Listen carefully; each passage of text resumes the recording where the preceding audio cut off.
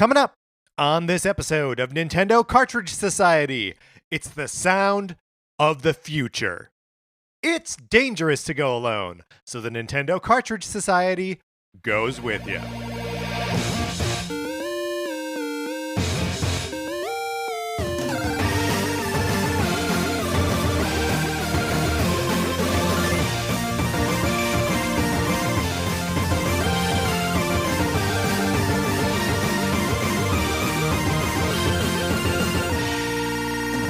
Welcome to Nintendo Cartridge Society. My name is Patrick Ellers, and I am joined, as always, by my co-host, Mark Mitchell. Mark, how's it going? It's going pretty good. I actually feel like, we are, of course, talking about E3s from the past this entire month, and each E3 that we've chosen is kind of like the reveal of a Nintendo console, the DS, the Wii, the 3DS, and then the Wii U. And I feel like it's actually like perfect timing because we're having all these conversations right now about the next generation, about the PS5, and about the next Xbox. And so we're like the tropes that we were making fun of last week in these console reveals, and that they rear their head again this week. It's just so funny to see them coming up again, where it's like, here are like a bunch of games that the only reason anybody is pretending to be excited about them is because they are like launch titles.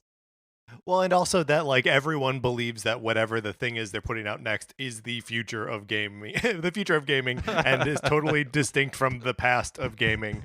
Well, we know it's just like a big messy continuum of things changing just a little bit and then changing back. So yes, that is what we are up to today. We are talking about the Nintendo's 2006 E3 presentation. Next week, we're going to be talking about the 2010 presentation, and the week after that will be the 2011 presentation. So just if you want to like watch ahead or like get prepared, you can do that. Something we wanted to address before we get into like the meat of this show is obviously there are a lot of things happening in the world. The murder of George Floyd kicked off protests in Minneapolis and in Los Angeles and everywhere, and which has made the police respond in negative, violent kind, which has been something that obviously Mark and I are both thinking a lot about and trying to figure out what role our show, like this show is a show about Nintendo, and it's, two goofs making jokes about video games. So, we're not totally confident in how our platform plays into that. But it feels a little bit like an all hands on deck situation. It feels like the message needs to be shared on all channels. So we just, not that we've been quiet about it, but I think we just wanted to kind of be honest and open ourselves up a little bit to what, how we feel and what we expect of our audience and what you can expect of us. Yeah, and I think, Patrick, you and I have talked a lot about like how to address it on the show, and the truth is that we don't really know. And so, we'll probably be trying some things in the future, and some of them are going to work and some of it won't. But I think that it's important, and I think everybody should be asking themselves like, what action can we be taking? Like, how can we change our behavior? Because I think that hopefully listeners of the show, hopefully like how Patrick and I feel, but like it's not, feelings aren't enough anymore. And totally. So, like we are hoping that you listeners can like help keep holding us accountable, because we all need to be holding each other accountable for change. Yeah, absolutely. And there are, to my mind, there are two like enormously big bad things happening right now. And when I say right now, I mean that they've also been happening for hundreds of years. But that, we've got the systemic, institutionalized anti-Black racism, and you've got police brutality and militarization. And those two, like, awful things have been like running headlong into each other for decades or centuries. And, the Black community has been great about trying to alert everyone else to what's been going on. And, I don't know what makes this particular moment more potent than it was before, but like, I think a lot of people have woken up or are paying attention or something. And so, there are only so many levers of power to pull when it comes to something like this.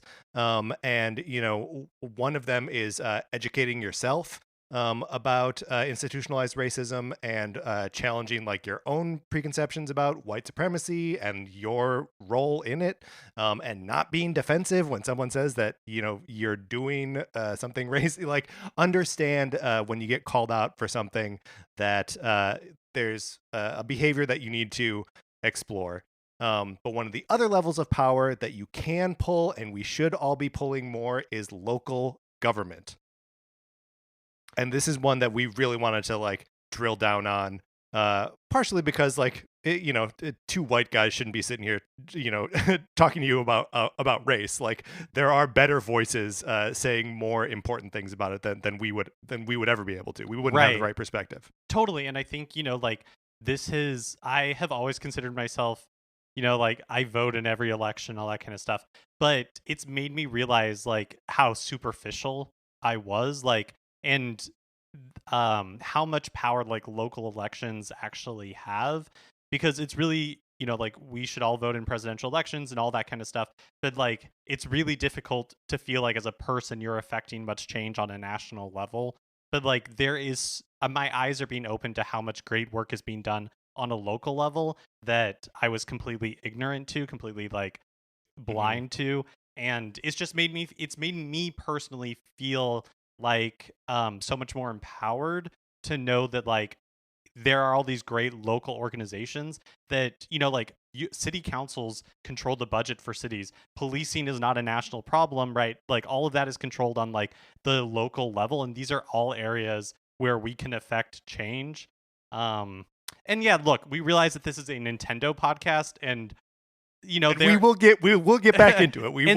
There are limits to like what we can do, but it's we just feel like the need to do something, and we don't have a huge platform, but I think it's important for everybody to speak. Yeah, again, it's an all hands on deck. All channels need to be, amplifying the same message. And that's the other thing. You mentioned that there are, like, everywhere you look, there are organizations who are doing the good work, who are already trying to leverage some sort of control over city council members or mayors or DAs or whatever. That the people doing the good work are already there, and all they need is amplification. All they need is more bodies, more votes, more money, more voices. So it's not even that you need to start a revolution. The revolution is already there. Like, just get involved. So if you are of voting age, register to vote, and make sure that you're registered to vote, and understand what's at stake in these elections before the hour and a half before you fill out your ballot, right? Like, understand what's happening. They are big levers of power that we can pull, but we just got to make sure that we're pulling them in, that we're pulling them in ways that we know we want to. Speaking of large levers that we want to pull, in the most tortured transition ever to the Sonic Forces borrowing program. Look, you can still borrow Sonic Forces if you would like to. You can email us at Nintendo Cartridge Society at gmail.com. And actually, if you want to use that email address and let us know how you are getting involved in your local politics, or even if you have a resource that is helpful to you in your specific city or neighborhood or wherever you are, let us know. It's all like it's reaffirming to hear that people are finding those things and able to access them. The LA Public Library has a bunch of books that are free to, if you have a library card, that are free to borrow digitally that address issues of white supremacy and anti-black racism, and they are on like unlimited borrow. They have an unlimited number of copies that people can borrow. So that is a resource that I have been using. And if anyone wants to share theirs, you can write into us and we'll talk about them on the show. Or you can borrow my copy of Sonic Forces, whatever. All right, Mark, let's do it. Let's get into the topic of the day. Let's discuss E3 2006.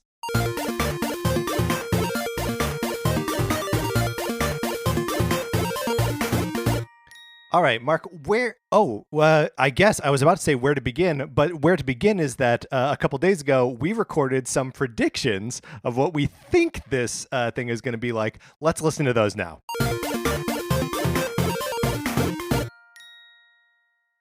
So I don't know that I've ever actually seen this one before, so I honestly don't know what to expect. Yeah, I haven't seen this one before either, or if I did, like, I have no memory of it.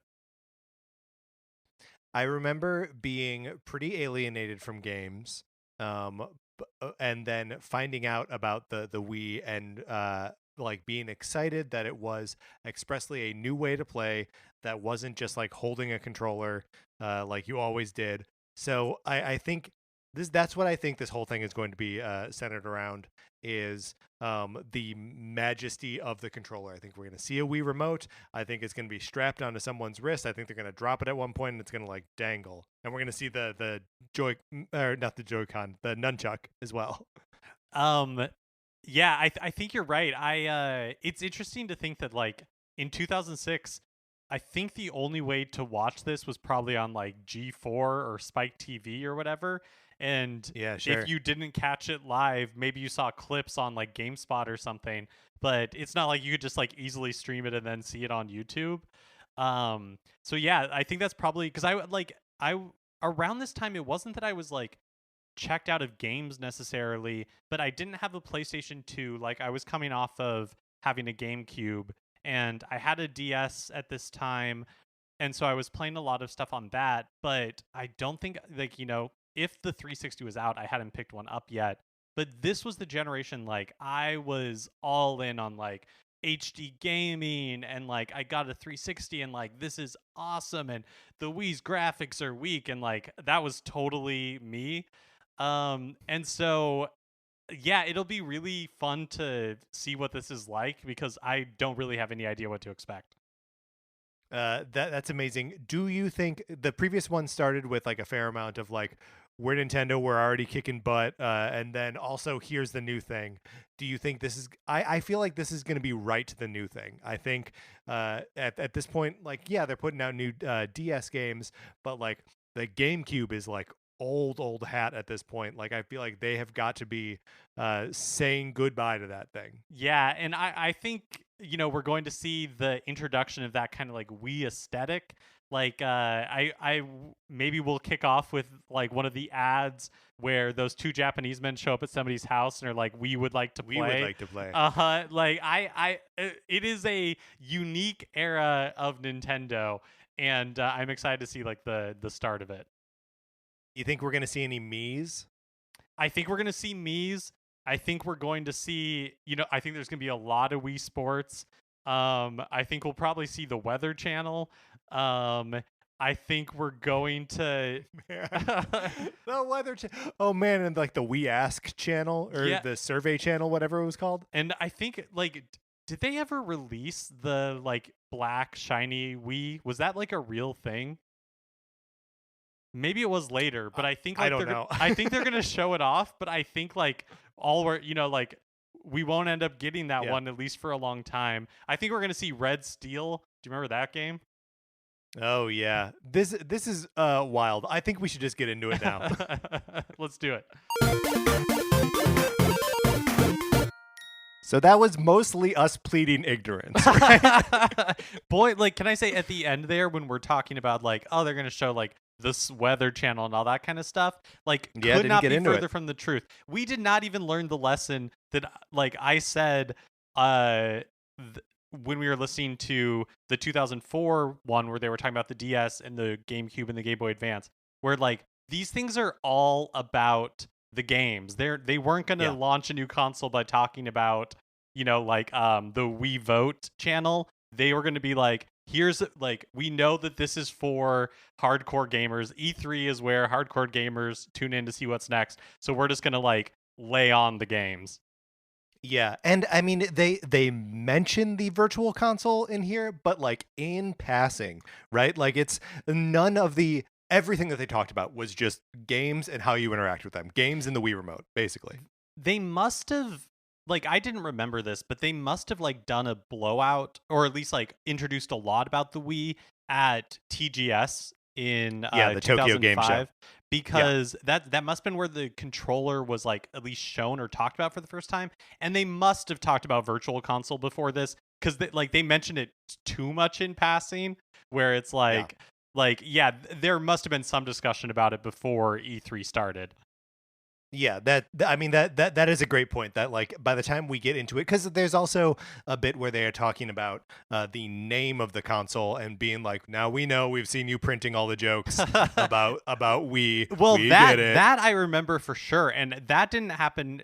Well, actually, I said for sure, but my memory is that did not happen. That didn't happen at TGS. That like it was still known as the Revolution, but then a few like weeks before E3, they released something saying that it would be called the Nintendo Wii. I'm sure exactly for this reason, so that way everybody could like get kind of like the shock could wear off, and then they could actually talk about the thing. Well, okay. Should we now, before this whole thing runs away from us, should we start at the beginning of this presentation, and because the way this thing starts and it's the setting of it is all so fascinating, because they are conducting this thing at the Kodak Theater in Hollywood, where they host the Academy Awards. And it is the stage is like kind of stark. It feels very much like a concert hall, right? Like a big, almost like an opera house, right? And it starts with Miyamoto coming out on stage wearing like a full tux and tails, as though he is a conductor of an orchestra, with a Wii remote in his hand, and then playing Wii music 2 years before the game is actually announced. Yeah, so it's interesting because multiple times in the presentation they Intuit, like they kind of like hint at Wii music, but they don't actually, like, there's no actual announcement of it. So he comes out, and on like the screen behind him are like me sitting in an orchestra pit, and they all have like instruments. And he's conducting the Legend of Zelda theme song, and it's a prototype at least of Wii music, because it's actually really it sounds funny. bad. It sounds bad, and it's really funny that this is what they would lead with, because all of the like shortcomings of the Wiimote and like of what Wii music would be are like on display, where it does match his rhythm, but in that weird like Wii music way, that when he slows down, it like is like somebody, it just doesn't sound right. Right, and like you can tell that it's not like hitting every single one of his beats like with the kind of precision that you would really want it to have. And mind you, you and I reviewed Wii music on an episode of this show, I don't know how many years ago, a long time ago, and we sort of enjoyed our afternoon with it. However, we had one afternoon with it, and like that was that, right? And I believe we paid $1 for it. Is that right? Yeah, I think we determined, and I still think we're right, is that Wii music was ahead of its time. Yes, correct. And it would be so much fun if it worked better. But yeah, there's the fact that we're seeing Wii music here and it's not actually being like revealed as Wii music is sort of a pattern that we'll see throughout, because we'll see little bits of Wii Sports Resort and Wii Play without them being like named as separate games. And that's sort of confusing too, because a lot of those are like mini game collections. And it seems like they don't even have the mini game collection for Wii Sports nailed in at this point. And this is just a couple of months before launch. Well, yeah. Yeah, I mean, because like at the end, they like formally announce Wii Sports. Yeah. But they announce it as a collection of tennis, baseball, and I wrote it down because it was very strange to me. They announce it as a combination of tennis, golf, and baseball. So they don't mention boxing, which fine, like no one, the boxing barely worked, but bowling isn't. They don't mention the bowling. That's a really good point. They don't show it at all, and that ended up being really big. They also show off in a montage in just a little bit, like an airplane game that I think like didn't show up until Wii Sports Resort.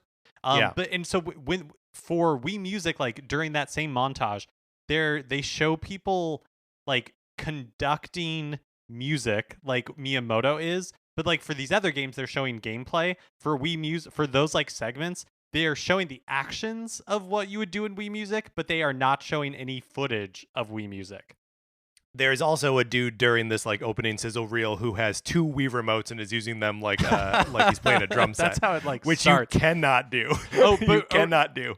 I don't want us to get too far ahead of ourselves because the way that Miyamoto comes out, he conducts the Legend of Zelda like Wii Music version. It's wonky, not that exciting. But then in the most like early 2000s radical way, then he turns around and like 2 dudes are on an elevated platform and they're playing Excite Truck and then Red Steel and Miyamoto is like down at the front of the stage kind of like dancing to that. Which is just really amazing. And I, having not seen this presentation before tonight, would not have guessed that we would see so much Excite Truck. It's in every montage. Every trailer montage includes too much Excite Truck. Which, did you ever play Excite Truck? No. It's actually pretty fun. I'm surprised that nothing like more came of it, or that they like Monster Games didn't make like a follow-up or anything.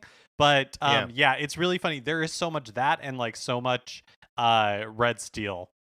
Yeah, well, we'll get into Red Steel when like there's the full deep dive on it.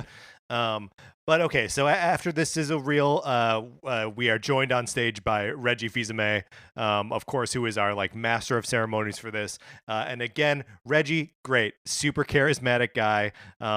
No, like he's still bringing a little bit of like an aggro energy, but the presentation itself is a little bit more aggro than I was expecting it to be. Even seeing like the little like the eyes that form the name Wii like jumping onto the screen, they're like cold and metallic and gray, and like I wonder if Nintendo just like hadn't quite figured out that like no, you just need to commit to being a friendly looking brand. So yeah, it's definitely way toned down from 2004. Like I think after the DS, like they feel like less that they have to prove like less.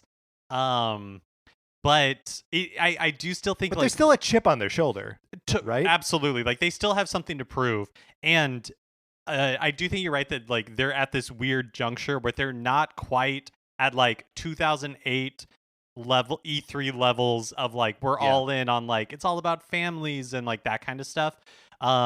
It's still a little bit of like we're all about the hardcore gamer, except we're also talking about how like the future is not the hardcore gamer.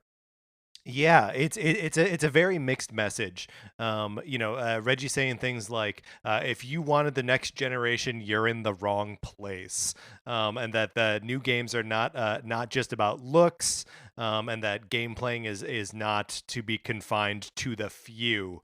And they keep leaning into this playing is believing imagery, right? Like over and over again.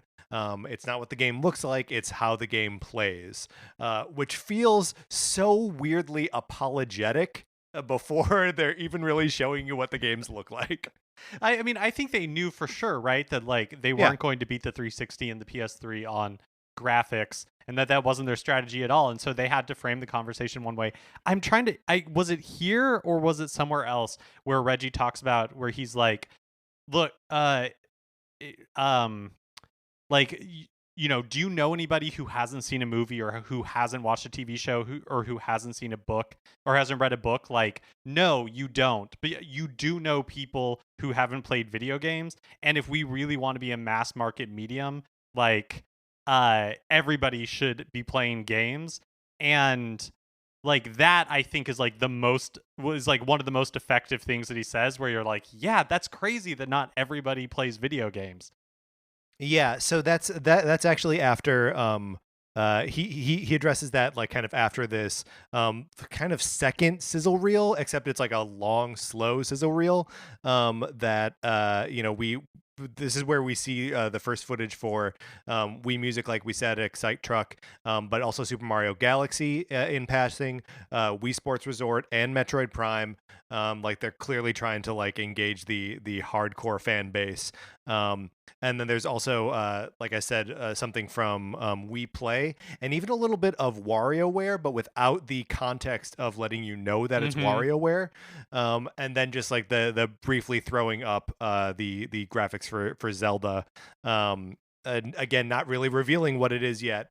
But also showing off like the fishing mini game, which I hate in Twilight Princess. There's the part in the opening of that game where you like have to fish in order to like get past it, and for whatever reason I remember that being so frustrating.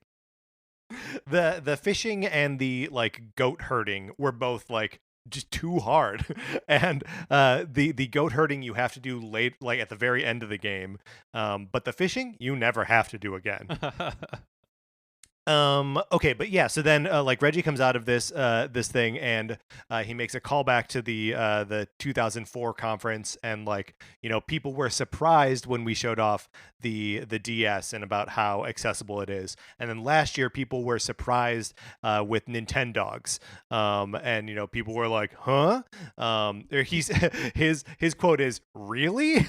He does my favorite, like I love Reggie's like the way that he presents stuff when he'll do things like last year we showed the Nintendo, 2 years ago we showed the Nintendo DS, and people said, huh? Last year we showed the Nintendogs, and people were like, oh really? Well, now we're like just like really like sticking it to people. Yeah, and this is where like I think he's sort of structuring his argument of like, because we're gonna get into like, stop making fun of the name, guys. Like we get it. But like and then this is where he brings up like people who have not played video games. There are audiences that you idiots in the crowd are not considering, and we are. And then Reggie's like, okay, so he's really like identifying this new market, and he brings up 4 talking points. Which go on like a dumb slide, and he's like, we're going to talk about how it's different, when it's what it's cost, and when it's available. We'll talk about the name and what kind of support it's getting from internal and external developers. And I do want to talk a little bit about like this philosophy that they're laying out. Like we saw it a little bit with the Nintendo DS, where they have to like explain the DS and like the 2 screens and all that kind of stuff. And we get that with the Wii. But I think this philosophy is really interesting because, with honestly, with the success of the DS, the Wii, coupled with like the like smartphones taking off and like app stores exploding, like we take for granted now that like exactly that like everybody games in some form or another. But that is so not true before the Wii comes out. Yes. I mean, the Wii got, and I think even now, like there are parents and grandparents who still have their Wiis and still play them from time to time, especially that Wii Fit. Like that's a crazy thing that they had zeroed in on, and it's just Nintendo was right, like they just knew what was happening. And Reggie brings up that like he says Nintendo's way is to challenge conventional thinking, and it is so wild to think about how the Wii was a revolution. Like the name was right, even if it wasn't what like game fans thought they wanted. He also brings up Mario 64 and about how it wasn't the way that game looked that made it so remarkable. It's how it played and how it like offered a new way to interact with software and with hardware, and that this is really just the that philosophy of Nintendo's carried on into like a new extreme, basically saying we've been doing this forever. Like even if it looked like it was a conventional game, we were doing something differently. This isn't new. This is what we do. When he talks about the name, he's like, we want to thank those of you who wrote good things about it the first time you heard it, both of you.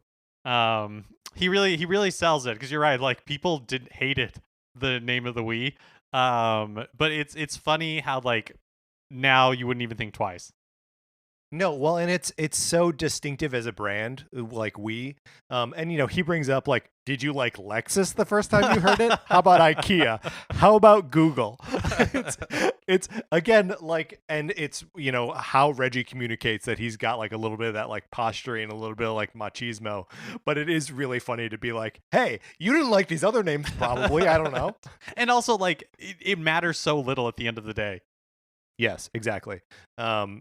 And in fact, so the first time someone told me that it was called Wii, like it stuck in my head, because like you laugh and you're like, what are they thinking? But then you never forget what it's called. And it really is, and he like mentions it like the perfect name for this system, because he says it's the system for Wii, it's the system for all of us. And yeah. I think for sure it turned out to be that. He also calls it the sound of the future. And the sound of inclusion too. And I he doesn't mention it here, so maybe this isn't the place to bring this up. But that Wii is also easy to say for native speakers of any language, and that there's no chance to translate it. It's always going to be Wii. GameCube, like you maybe want to call that something different in other languages, because the words game and cube exist.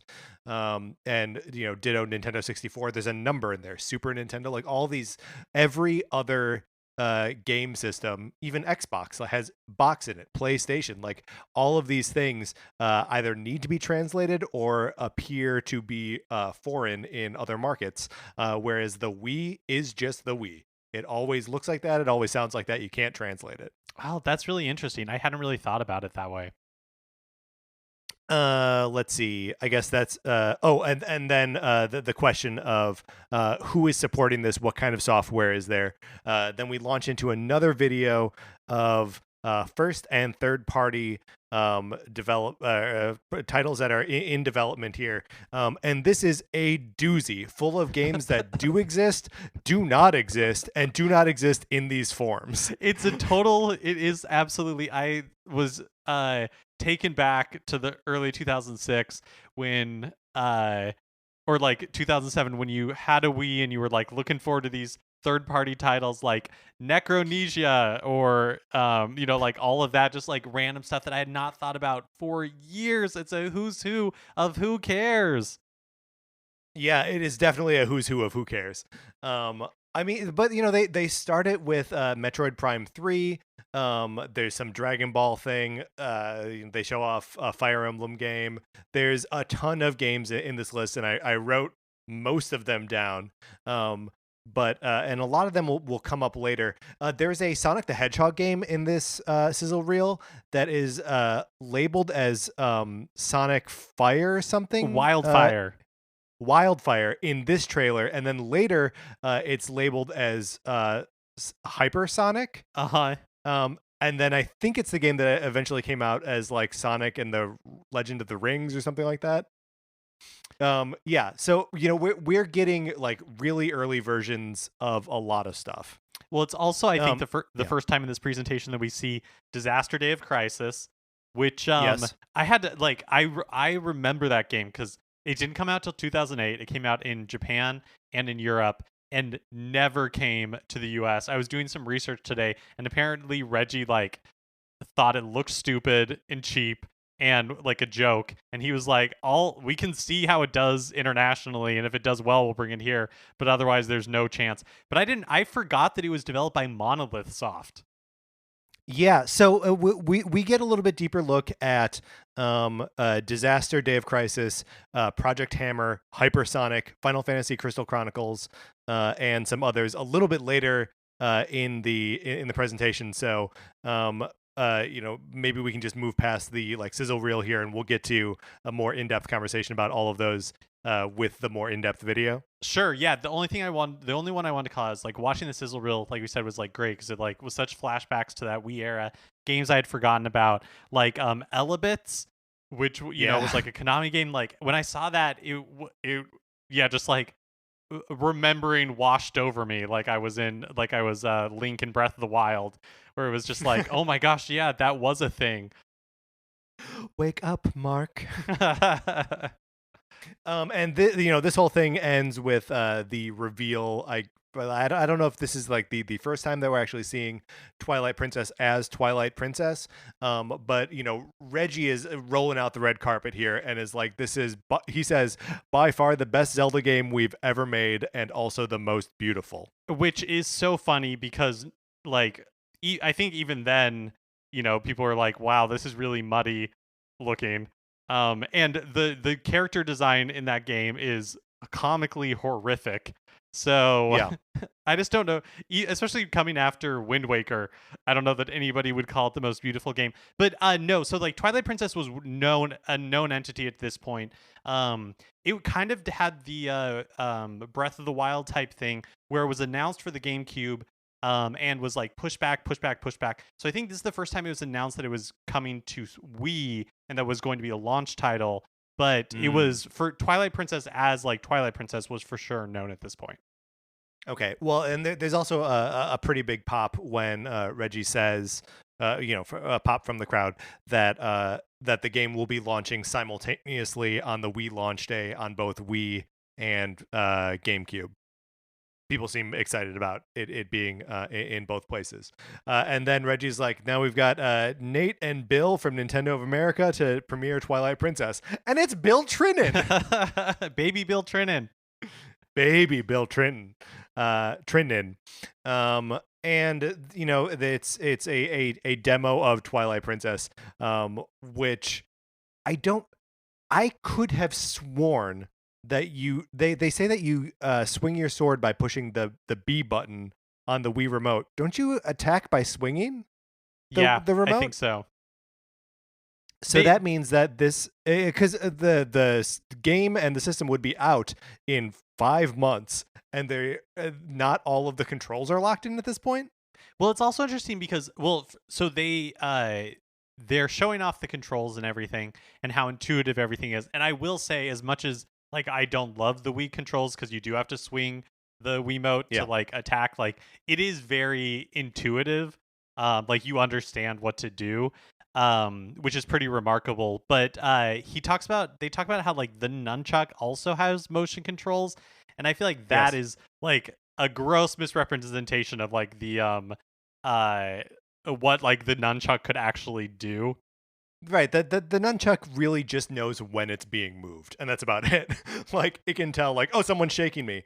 In this video, they say that you can parry with the shield by like thrusting with the Wii remote. That would eventually be a move that's in the nunchuck that you like just kind of gesture with it, which again is all the motion it can actually read. It knows that it's being moved. Period. That's it.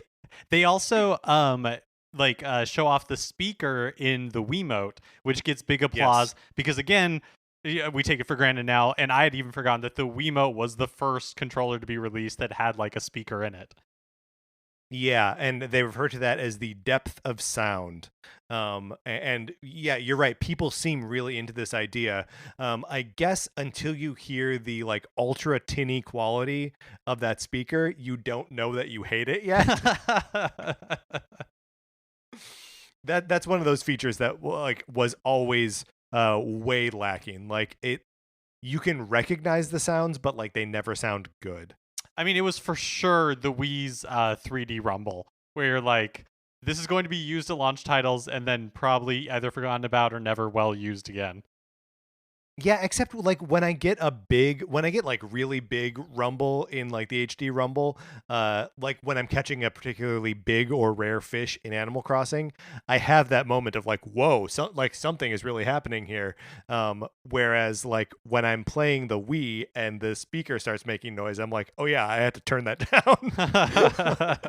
I just wanted to stop. So we just get a little bit more like a demoing of Twilight Princess. Was there anything else from that demo that stood out to you? No, not really. I do like Bill giving the other guy a hard time, where he's like, "You're the only guy in America who's played this game, and you can't." Yeah, you can't take these guys out. Okay, so coming out of that, Reggie starts talking about freehand control. I think this is the first time that he uses the phrase freehand control, but he'll use it a couple more times throughout while talking about the new Metroid game, Metroid Prime 3, and Super Mario Galaxy, which are, they show just sort of like little trailers for these with Reggie kind of talking over them, saying that they have new abilities and blah blah blah blah blah. Can I tell you how much joy seeing Super Mario Galaxy brought me? Yeah, it really just reminded me how much I love those games, and like, I don't know, I guess it had been a while since I watched footage of them, and it just made me really, really hope that those rumors of a remaster are true, because I would love to replay Galaxy. Yeah, and to that point too, like seeing Metroid Prime 3 again. I mean, and we had just seen Metroid Prime 2 in last week's E3 presentation, and seeing both of those games like makes me want to play them. But like I need a way to play them in HD and with just like dual stick controls. But yeah, like seeing both of those games like made my heart hurt a little bit for like, when are we going to be able to play those on Switch? I feel like they're both coming soon, but we don't know when. But so that's when Reggie's like, but those are old games. How can we be new if all the names are old? And he's like, all right, we're hard at work on some new franchises, and here they are. And the first one is Excite Truck, which is a part of the Excite Bike trilogy. So like, okay, kind of right, new, I guess. But it's like, yeah, none of like these are all new franchises that hugely failed to launch. Yes, exactly. And again, weird to hear Reggie say that holding the Wii remote is like holding the steering wheel, quote, of a big damn truck. And Nintendo can be edgy. They use language worse than we use in this show on a regular basis. It's true. And then the second game is Project Hammer, which famously was never a game, never released in any form in any region. Yeah, so the Project Hammer was developed by NST, Nintendo Software Technology, which is like one of Nintendo's few like development houses, first party development houses that exist in the United States. They also made, or at least worked on, like Metroid Prime Hunters, 1080 Avalanche, and Wave Race Blue Storm. But okay. I think this really kind of like changed what NST works on or worked on. I guess I'm not even sure that I'm not entirely sure that they exist anymore. But apparently, like around the time that they were working on this, and eventually got canceled in like 2009, but that the internal reviews at NST showed that they had like Nintendo's lowest company morale scores. Like, I think it was just a really rough time for that division.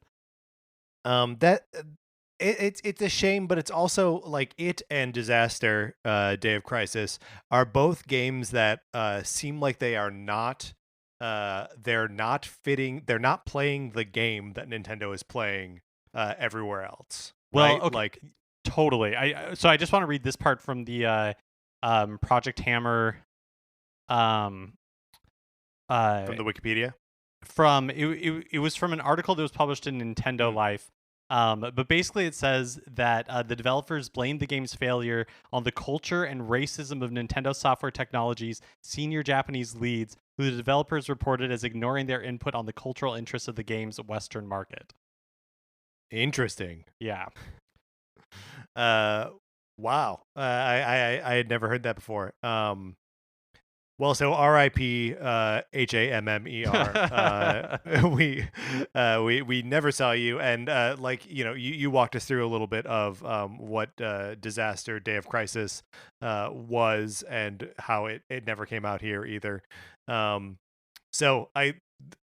It's just so funny to me that like 2 of the 3 new Nintendo franchises that they're talking about here never come out in North America. And then the other one is like a one and done. But let's all let us remember this as these new consoles are being announced. Like, yes. Like, you'll see games that will never come out, and games that will, like, Disaster doesn't come out until 2009. And December of 2009, I believe. 2008. No, I'm thinking of a different game. And yeah, so the games will come out way later, or they won't come out at all, or they'll just come out in Japan. Or they'll be bad, or they'll come out and be so bad. So this is when we move into third-party games, like big third-party games, and the first is this Hypersonic, which again was the name changed from like 15 minutes earlier when it was Sonic Wildfire. Although I guess like technically, like, didn't Sega like commit to releasing 5 Sonic games on Wii? Like, it was like a huge like agreement and deal. So maybe they are 2 different games that changed title. Yeah, that's true, because I guess like Colors and there were a couple for sure. But I mean the game that Hypersonic turned into ended up being a multi-platform release anyway. Final Fantasy Crystal Chronicles, which I did a little bit of research to try and figure out what this game is, because it's not the game that's being re-released on Switch in August. No, this is Crystal Bearers, game, right? Yes, this is a game that was eventually called Crystal Chronicles: The Crystal Bearers, and that game doesn't come out until December of 2009. And Reggie calls this, when he's announcing it, he's calling it the mothership he says the mothership is about to land. Because it was a big deal that Final Fantasy was back on a Nintendo platform, and that it was like a sequel of sorts to Crystal Chronicles is perfect, because Crystal Chronicles was like the weirdo GameCube title that like 5 people played. Do you think in any way he's trolling Mother fans here, though? No, that's Reggie of like 4 years from now. Sure. He's not quite that jaded yet. Then we see Madden 2007, the Tony Hawk game that we're also going to see a port of on the DS. It's the Downhill Jam, right? Those aren't well-regarded games, right? No, I don't think so. And then Rayman. And did this game come out?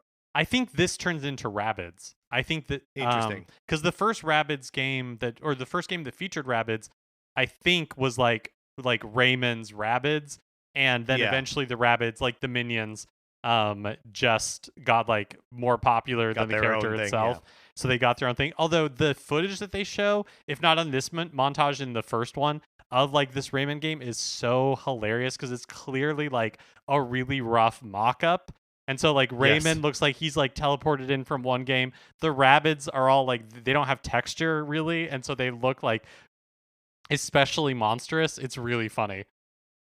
And then at this point, Reggie's like, hey, we're not revealing our launch day lineup right now, but there are 27 games that you can play on the show floor. At this point, I'm wondering, were they counting like Wii Tennis and Wii Golf as 2 separate games? Like, probably, right? Right. Probably, yeah.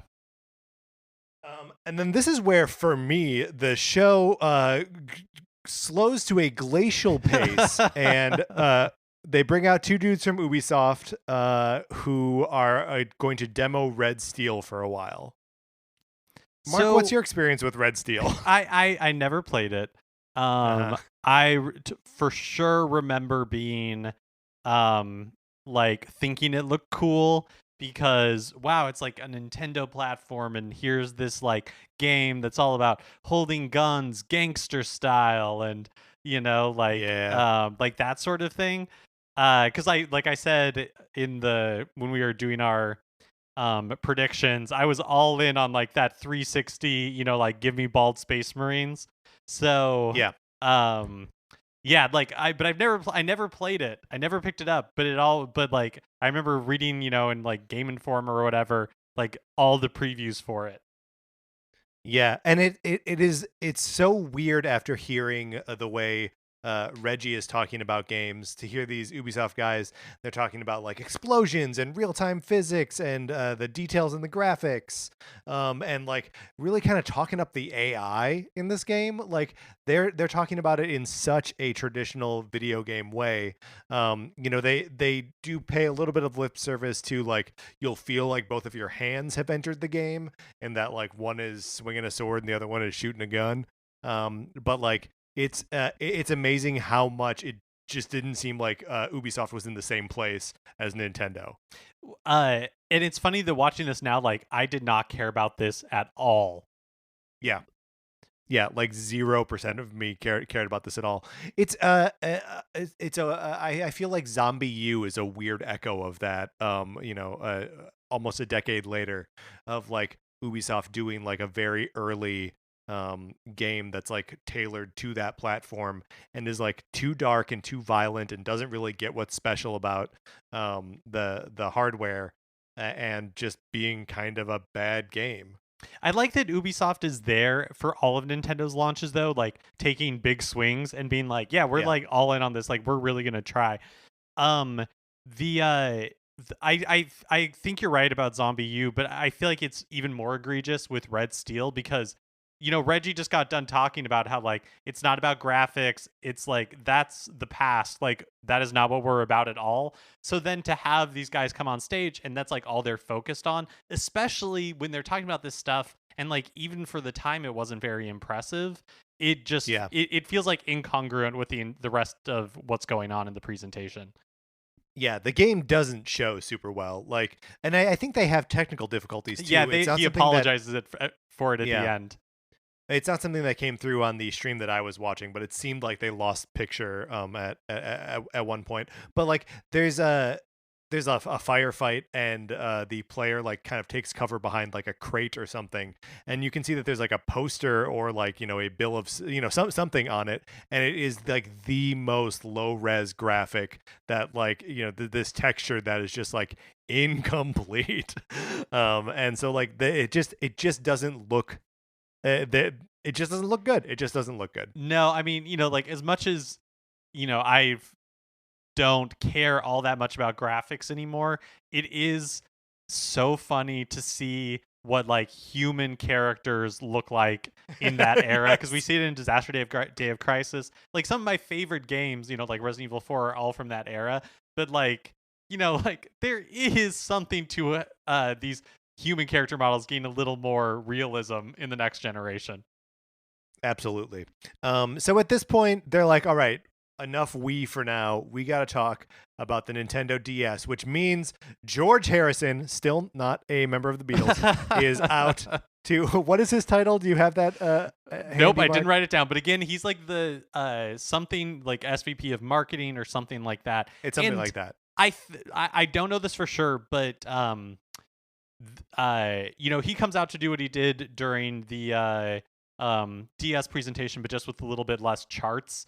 Like it's less businessy. We continue to see that evolution from like a trade show to more just like a presentation. But it's not without like the business jargoniness. This is when they start to say Nintendo's long-held strategy of disruption. And was this just the era of disruption that we were talking about, disrupting markets and disrupting technologies and stuff? Oh, sure. I mean, it's for sure still there. It's just like less and less. And I think it makes sense that like, a year or two after this, George Harrison would no longer be at Nintendo, because like, not that sort of like role doesn't exist at Nintendo anymore, because I am for sure it does. But it's just like, that is no longer the public face of Nintendo. Like he sticks out in this presentation compared to with like all the other executives as somebody who like it doesn't really like fit in.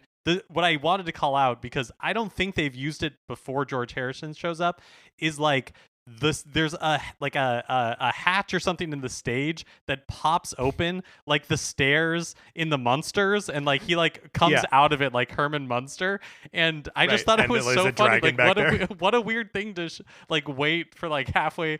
Iwata comes out of it later, but you're just like, oh, this like stage also has like this weird like contraption. He kind of starts talking about the DS's performance versus the PSP, and there's a little bit less swagger in his step as he talks about it than there was 2 years ago, where he was like, Nintendo owns the handheld market. No one else even comes close. We've buried more challengers than you even know exist.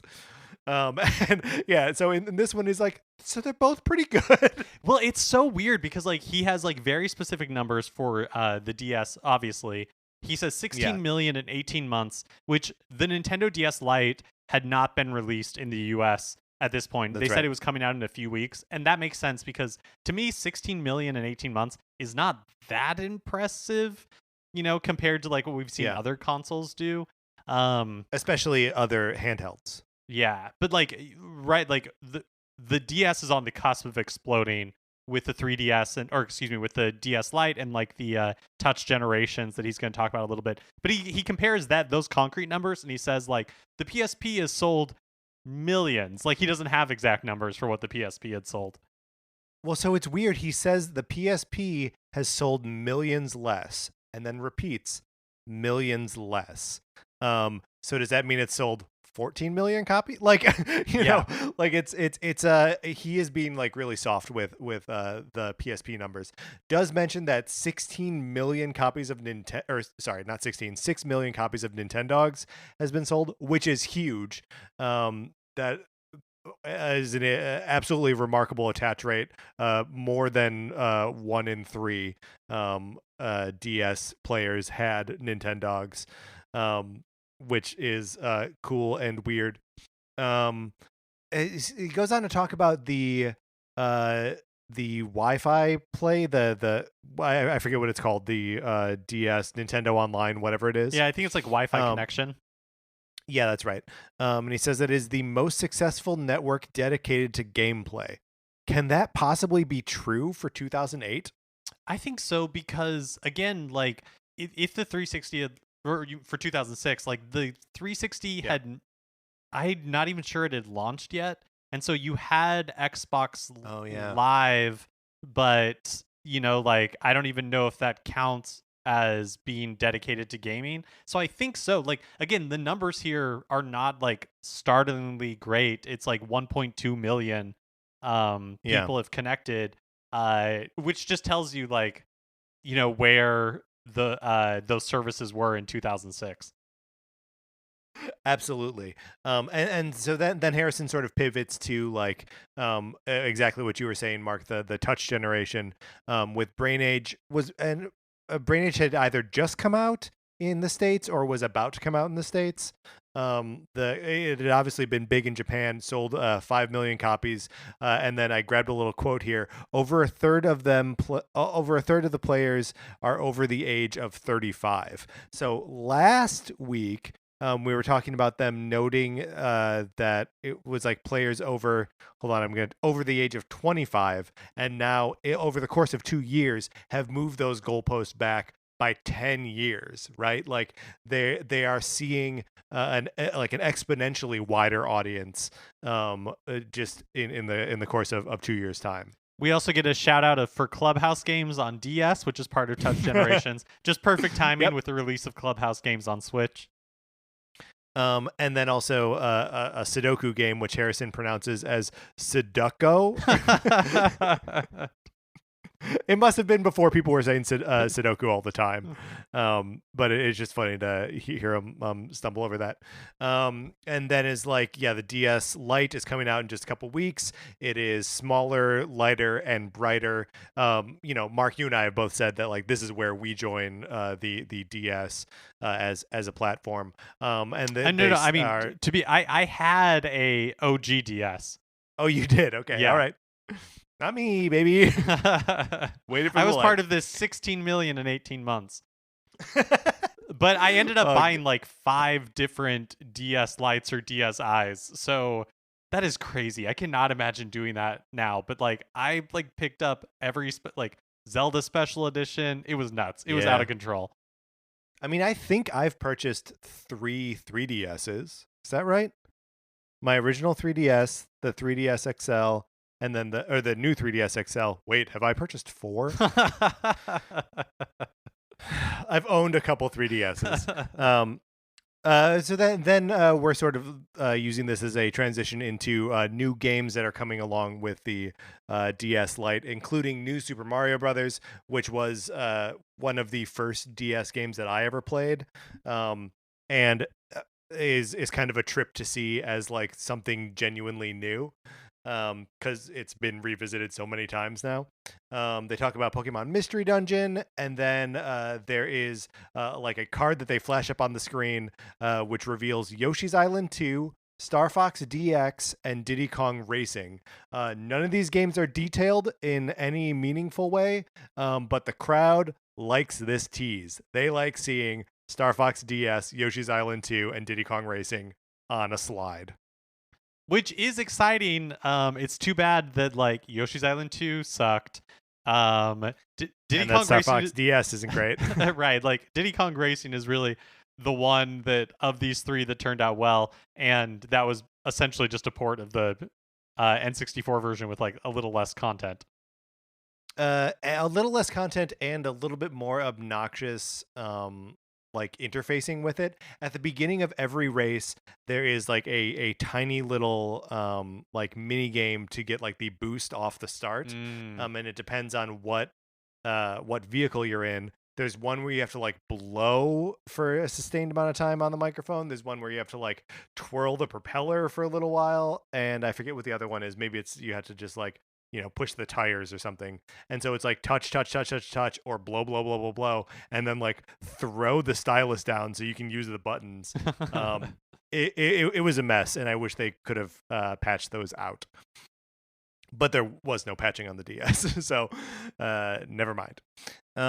We get the Final Fantasy III remake on DS with its 3D graphics, and it is a weird thing for whoever's leading the president. It's probably still Harrison at this point. To be like, yep, here's a legendary gap in the Final Fantasy oeuvre, Final Fantasy III, which like is not one of like the like we didn't get it in the States, but like 5 is like 5 is one of those games that people would have been like clamoring for. Well, I think you're selling like the reveal of 3 a little bit short, because the fact that it was never released in the States, like at least I anyways would remember being excited for this, because it's like, oh wow, that's like really cool, like we're finally going to see Final Fantasy 3 here in the States. Not like obviously it was a complete remake and very different from what the NES game would be, but I at least anyways was very like excited for this. I suppose 5 had been released on PlayStation at this point. So yeah, maybe I'm wrong. And then Tony Hawk Downhill Jam, again, this time on the DS. They make a note here that you could chat over voice. Yeah, that you could do voice chat with voice over IP, which blew my mind. Yeah, is that crazy. Real? Was that real? I don't know. Yeah, it must have shipped, I assume, but yeah, that's nuts. Something that you still can't do on Mario Kart without an app on your phone. And then the reveal of The Legend of Zelda: The Phantom Hourglass. Yeah, question mark, or because they don't spend much time on it, and so I feel like this is another thing that must have been shown off at TGS or something. That makes sense. They got like a bigger blowout, because it's such a weird thing you would think that if it was the reveal, they would do a deep dive into like how it controls and everything. And so the fact that we don't even really get footage makes me think that it was something that had already happened. And then there is a sizzle reel for the 3DS with truly awful music behind it. This features Mario Hoops 3-on-3, which I believe was actually called Mario 3-on-3 Hoops, just like moving the words around a little bit. Star Fox DS, which would be Star Fox Command, I believe. New Super Mario Brothers Elite Beat Agents, Yoshi's Island 2, Pokemon Mystery Dungeon, Diddy Kong Racing, Phantom Hourglass, Big Brain Academy, Mario vs. Donkey Kong March of the Minis. And then like the sizzle reel ends with like mom making the kids put their game away. It's a weird moment. I wanted to point out, so with each of like the montage, each game has like the title and then a couple of bullet points that go with it. And the one that like I wrote down because I loved it so much was the one for Pokemon Mystery Dungeon, because the bullet point is just, "You are Pokemon." That's so affirming. I love it. And then so then we're done with the DS at this point, and this is when Satoru Iwata comes out, president of Nintendo of America. Another Herman Munster moment, like the stage flips open, like a Switch kickstand, and Iwata comes out from underneath the stage. And there probably wasn't a fog machine going, but it felt like he was emerging from backstage at a rock show. And this is when he like kind of just steps out, and like there's a little bit of like a, hey, let's get real moment, right? Like he doesn't take a chair and spin it around and sit on it backwards, but like he may as well, because he's about to lay out how they're doing what they're doing, why they're doing what they're doing, and how the Wii represents everything that Nintendo is now. Yeah, you realize how like important this moment is, because it really is like Satoru Iwata, the president of Nintendo, like laying out the thesis statement of this generation, where he is like, here is why we are doing what we're doing. And when he's saying it, it's like, I don't know, I was struck by how like compelling it is. You're like, yes, this makes so much sense. Like what you're doing makes so much sense. How compelling it is, but also how like risky it is, and how much it is, not what the other companies were doing. He's talking about reinventing the relationship between the gamer and the game. He's talking about bringing back lapsed gamers and bringing in people who've never played games before, and that like, the DS and the Wii are just two different implementations of that, and that like they're going to reach markets and consumers that everyone else thinks are impossible to reach. And again, at this point, that was accepted. Not like there were no iPhone games. Not everyone was playing Candy Crush. So like they really were trying something bold and ambitious, and there was no way to know if it was going to work or not. And it's interesting, like he really delineate, like he goes down and like drills down into the functions of the Wii as a system, and how, like they really thought about people's relationship with games and then how to reflect that in the way that the Wii functioned. Like he talks about how, like even as somebody like himself who loves games, like games take too long to get to gameplay. Like that is something that he like straight up says, and he's like, that is like something that they're going to try to address, and that with like virtual console games, from the minute you selected, like you'll be able to launch into it immediately. But you could see that kind of philosophy in the games themselves that Nintendo would create, where it's like, yeah, like how do we minimize tutorials, how do we minimize like all that kind of stuff, and how do we just like get you into the game as fast as possible. And some of that is also just like accepting the lower power of the system, right? And being like, oh, well, we're just going to have these Miis be the characters. They're not high poly count characters. They can be loaded quickly. These environments can be loaded quickly. Yeah, it's fascinating to hear. And at one point he says, a game like Tetris can be feasible once again, which I think is just because Tetris, truly is one of the, especially on Game Boy, is one of those like everyone can play this. Everyone wants to play this. It is a 4-quadrant game. Everyone wants to play Tetris, and their goal with the Wii is to make more Tetrises. It's also interesting because, he talks of in the predictions, we were saying, oh yeah, they're going to show off like the Weather Channel and all that kind of stuff.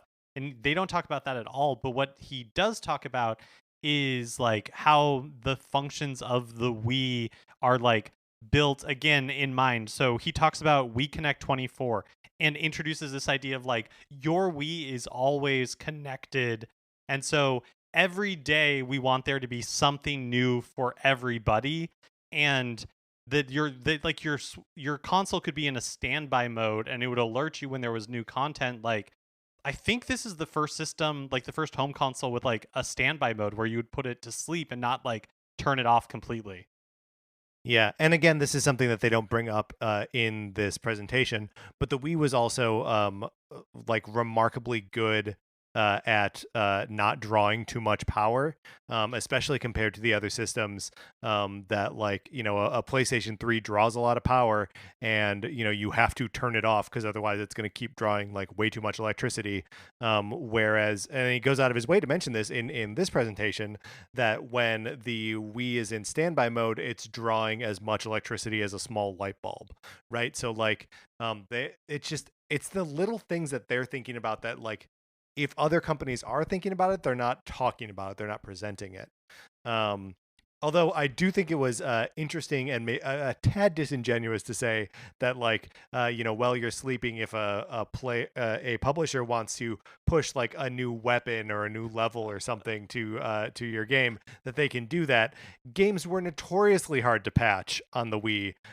If you wanted, there was like a place where you could get trapped in Metroid Other M, and you would have to send your memory card into Nintendo so they could manually fix it and send it back to you. So like it could not be patched that way. Yeah. And of course he ends this, like his presentation by basically introducing like, what is this game that can bring hardcore gamers and like these new gamers or lapsed gamers like together? Like, what's a game that everybody can play, that we can all play? And of course it's Wii Sports. Yeah. And again, just to reiterate, he says this is a combination of tennis, golf, and baseball. No mention of boxing, and notably no mention of bowling, which again, I don't even think we see in this presentation. And so then Nintendo has evidently been like planning the stunt for a little while, where they had a sweepstakes with their friends at AOL to have 3 like regular people, non-journalists, whatever, in the audience to come up on stage, and one of them would be able to play a doubles match of Wii Sports with Reggie, Satoru Iwata, and Miyamoto. And so that's how this thing goes out, is by picking someone's name from an envelope. Miyamoto gives a little like drum roll with his voice. It's adorable. And then they play tennis. Yeah, the whole thing is so endearing because you like each of them get like a Mii that of course looks like just like them. Reggie comes out and brings Iwata with him to be his doubles partner, and he's like, Mr. Iwata, maybe this year I can just take the names and you can kick the, of referring to like when Reggie said, but like, and Iwata goes, yes, of course, that is my job, and it's so like fun and endearing. Watching this, I was really struck just like how much today we take for granted in like the age of touchscreens, how approachable gaming can be, how like anyone from like a 2-year-old to like a grown adult can now, with like touchscreens with a phone, just be like, yep, I get this. And in 2006 that was not the case. And how remarkable it is and still is that like the DS and the Wii were so approachable that like you could give a Wiimote to like your grandma or your grandpa and they could play Wii Sports with you. Like, yeah, I felt like such like fondness for this era because, like when I was young, my mom would play the NES. She would play Mario, but then growing up, like Mario and Tetris were like the games that she would play, but that was pretty much it. And it wasn't until the Wii came out that, again, like, I could play games with my mom, like, that's, or my dad, who like never played games. Like, that's magical, and that's something that I the Switch has maybe captured that a little bit with the Joy-Cons, but it's just not the same. Like, that era was so unique for that reason, and I kind of miss that part of it. Yeah, I mean, like, you're 100% correct, and like, it's something that, like, you can see Nintendo sort of engaging in some of that still. Like, the Switch launched with 1-2 Switch, which one of our very early episodes was me reviewing that with my parents. And it's tough for them to like wrap their minds around some of the things that the Joy-Cons could do. But like, they had fun. It's just like, I feel like 1-2 Switch doesn't go quite far enough to be like simple and accessible. And then something like Clubhouse Games is another swing at that like hyper approachable game collection. And it does make me wonder if there's ever going to be a Wii Sports again, on a Nintendo platform. Yeah, I mean, really, like, watching this presentation was so much fun, but the thing that really struck me about it is like how correct Nintendo was, where they were like 100% that there was a huge audience out there that loved games if there was just an opportunity for it to be approachable and for a way for them to like get into it that wasn't intimidating. Because you think about it, and it's like a game controller is so intimidating. It's not intuitive. So many buttons, and it's not intuitive at all. Like, dual analog controls are not intuitive. Keyboard and mouse are not intuitive. So if you just give people like an opportunity to play games, people loved video games. The part that Nintendo could never foresee is that like phones would fill that void, and so Nintendo had to like evolve again. Yeah, and we'll get a little bit more of that next evolution as we talk about the next couple presentations. But I think we're going to see a lot of missteps in those as well. I love my 3DS, but it was not a great system when it launched. And I love my Wii U, but mostly because I'm a contrarian. One of the last things that Reggie says on his way out here is, what's hot is the feel of the game, not the look of the game, which is sort of the whole presentation in a nutshell. Mark, do you recommend, this is a long presentation, it's over an hour. Do you recommend that Nintendo fans, that NCS fans watch this thing? I do. I still think it's worth checking out. We still haven't reached the kind of like zany family-oriented presentations of 2008. Like, this is still, like a Nintendo is still focused on, they're expanding the market, but they're still like focused on the gaming market as it exists in 2006. And I think it's, just like the 2004 DS, I think all of these are going to be worth watching just for the like capsule in time that they represent.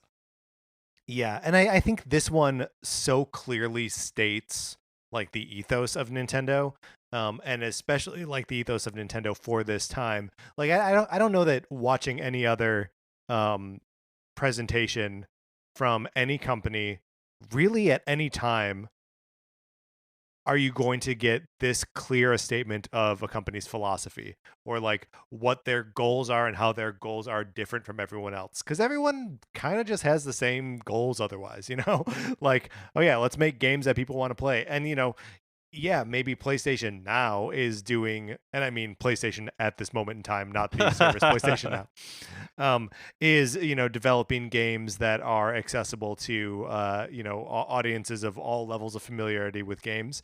But like, that's because Nintendo and the iPhone already demonstrated that that's a market that's there. Nintendo was way ahead of the curve on this, and I'm sort of bent the curve, Okay, let's close this out. All right, so that's how we felt about the 2006 Nintendo E3 presentation at the Kodak Theater. Again, it's crazy that they did this thing there. But we would love to hear what your reactions are. If you'd like to participate in the conversation with us, you can always email us at Nintendo Cartridge Society at gmail.com. And let us know, if we got anything, if we totally missed the mark on something, or if if you have a copy of Project Hammer somehow. You don't. Stop lying. All right, that's going to do it for this episode of Nintendo Cartridge Society. Remember, please rate, review, and subscribe on Apple Podcasts. If you like the episode, you can share it on Facebook or Twitter. We appreciate that tremendously. It helps us a lot. On Twitter, I am at Patrick_Ellers. Mark is at MKE Mitchell, and the show is at NinCart Society. We also have a Facebook page, which is just Nintendo Cartridge Society. Olivia Duncan made our logo. Our theme music is provided by Ape Betty. You can get more of his music by going to apebetty.com or by listening right now. For my co-host, Mark Mitchell, this is Patrick Ellers, welcoming in the sound of the future and saying thank you for listening.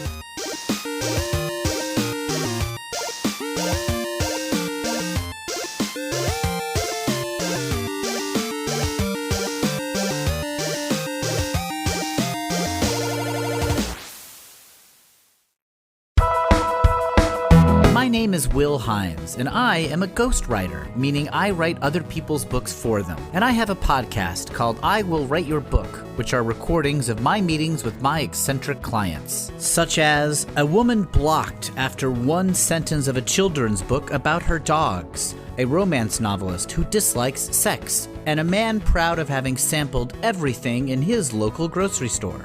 This podcast has been described as fully improvised, played by some of the best comedians on the planet Earth. Hey, that's pretty good. That's I Will Write Your Book on Campfire Media. Campfire.